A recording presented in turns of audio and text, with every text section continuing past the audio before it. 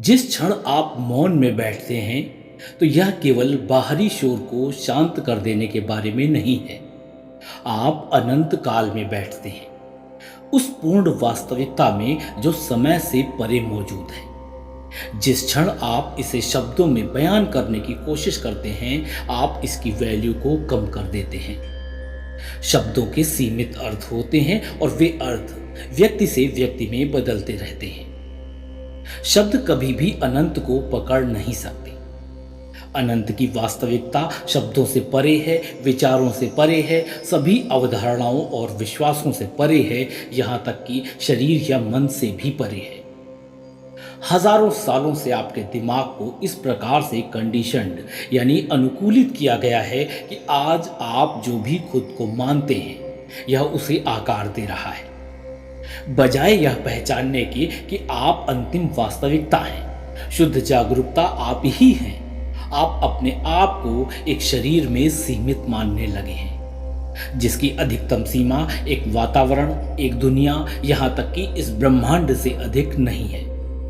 आपने अनजाने में ही अपने लिए एक कारागार बना लिया है। तो आप खुद को इस खुद की बनाई जेल से मुक्त करने के लिए क्या कर सकते हैं? हम स्वयं को मुक्त करने का प्रयास न करके ही स्वयं को मुक्त कर सकते हैं। जिस क्षण आप मुक्त होने के लिए कुछ करने का प्रयास करते हैं, आप केवल उस ज्ञान की परतों को और चढ़ाते हैं जो आप पहले से जानते हैं।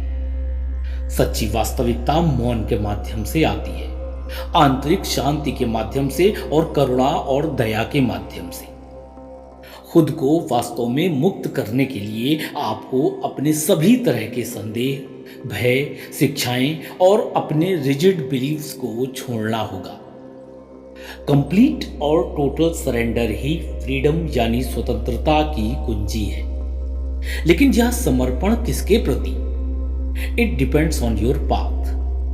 यदि आप एक अनुयायी हैं तो आपको अपने गुरु या उस देवता के प्रति समर्पण करना चाहिए जिसे आप मानते हैं। ईसाई लोग ईसा मसीह के प्रति, बौद्ध लोग गौतम बुद्ध के सामने, यहूदी लोग अब्राहम या मूसा के सामने और हिंदू लोग कृष्ण, शिव या 33 करोड़ देवी देवताओं में से किसी भी एक के सामने समर्पण कर सकते हैं। समर्पण मन को शुद्ध करता है, उसकी अशुद्धियों को डाइल्यूट करता है और अंततः स्वतंत्रता की ओर ले जाता है।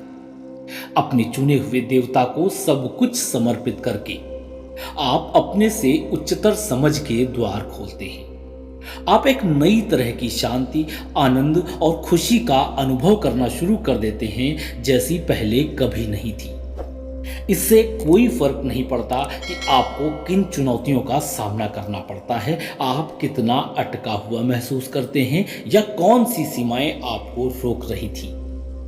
महत्वपूर्ण बात यह है कि इन सब से दूर हो जाएं। अपनी समस्याओं या उन चीजों पर ध्यान न दें जिन्होंने आपको सदियों से अटकाए रखा है।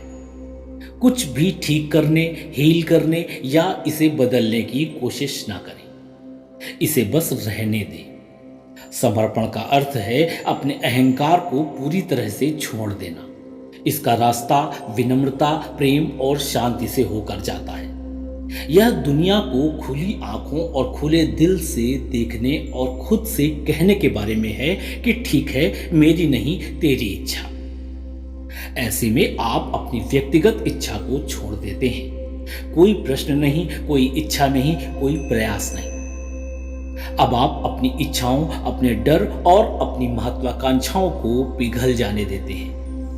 अब आप एक उच्चतर शक्ति पर भरोसा करते हैं, यह मानते हुए कि वह आपसे महान है और हमेशा यहीं और अभी आपके लिए उपलब्ध है। जब आप समर्पण करते हैं तो आप वह सब छोड़ देते हैं जिसे अभी तक आप लेकर चल रहे थे।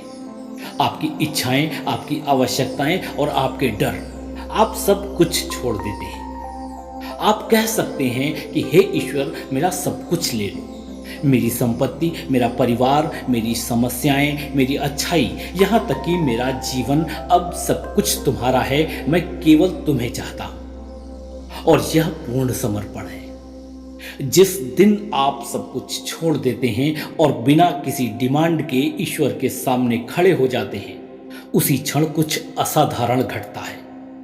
लेकिन सब कुछ, यहाँ तक कि जिन चीज़ों से आप प्यार करते हैं, उन्हें समर्पित करना बहुत मुश्किल है। कई लोग उन चीज़ों को छोड़ सकते हैं जिन्हें वे नहीं चाहते, लेकिन जब उन्हें उसे छोड़ने की बात आती है जो उन्हें प्रिय है, तब वे विचार में पड़ जाते हैं।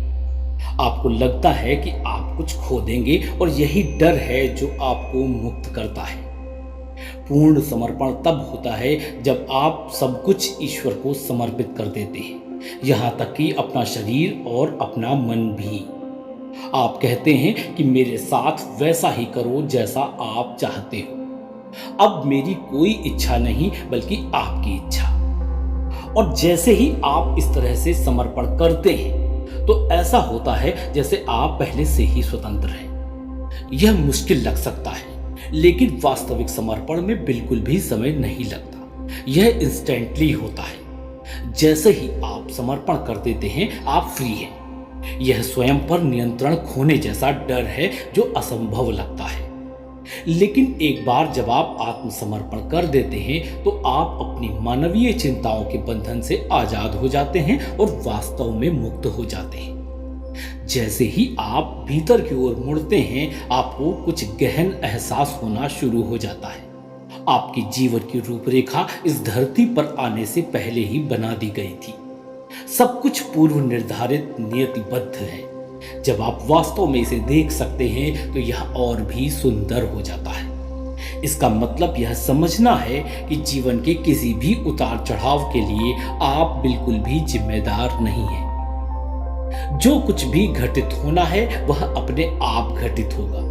आपको कहाँ होना है, किससे मिलना है, कब क्या करना है, यह सब स्वाभाविक रूप से अपने आप होगा। और ये एक मुक्तिदायक विचार है।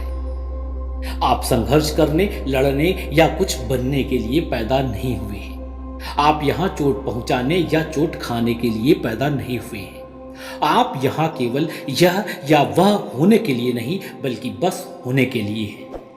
और जब आप एक तरफ हट जाते हैं, जब आप अपने मन को शांत करते हैं और विचारों और अपेक्षाओं को जाने देते हैं, तब आप जीवन को पूरी तरह से बहने देते हैं।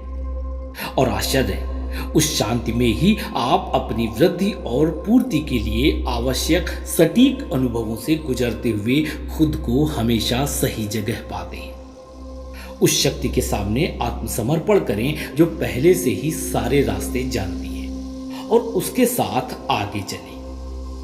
आपको हार मान लेना नकारात्मकता लग सकती है, लेकिन यहाँ इसका अर्थ अपनी आसक्ति, अपनी सीमाओं में विश्वास, अपनी मानवीय खामियां और इस विचार को छोड़ देना है कि स्वाभाविक रूप से कहीं कुछ गलत है। सही मायने में आप इस दुनिया में तभी मदद करते हैं। इस तरह से आप शांति लाते हैं, बाहरी तौर पर सब कुछ ठीक करने की कोशिश करके नहीं, बल्कि अपने ट्रू सेल्फ को एक्सेप्ट करके।